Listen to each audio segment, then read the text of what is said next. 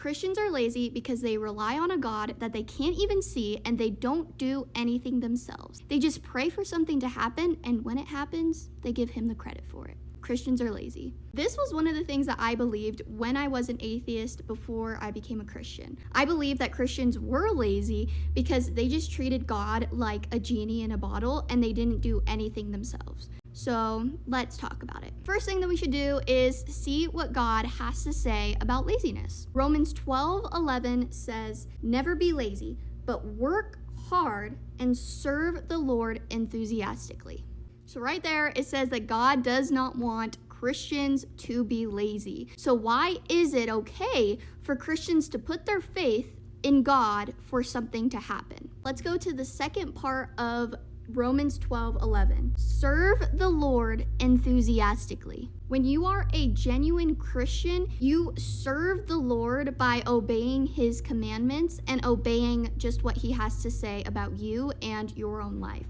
Putting our own faith in God instead of ourselves is of service to the Lord. When you put your faith in Jesus, you are committing yourself to him. And what is commitment?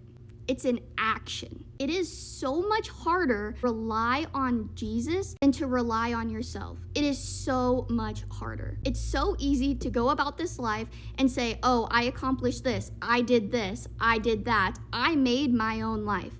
Because deep down, we're all selfish humans. So putting our trust in God is the opposite of lazy because it takes so much effort and so much willpower. Are we supposed to treat God like a genie in a bottle? Let's go to James 4:3. And even when you ask, you don't get it because your motives are all wrong. You want only what will give you pleasure. When a true Christian prays to God about something, they don't want their own desires to happen. They want God's desires to happen. We are not supposed to treat God like a genie in a bottle.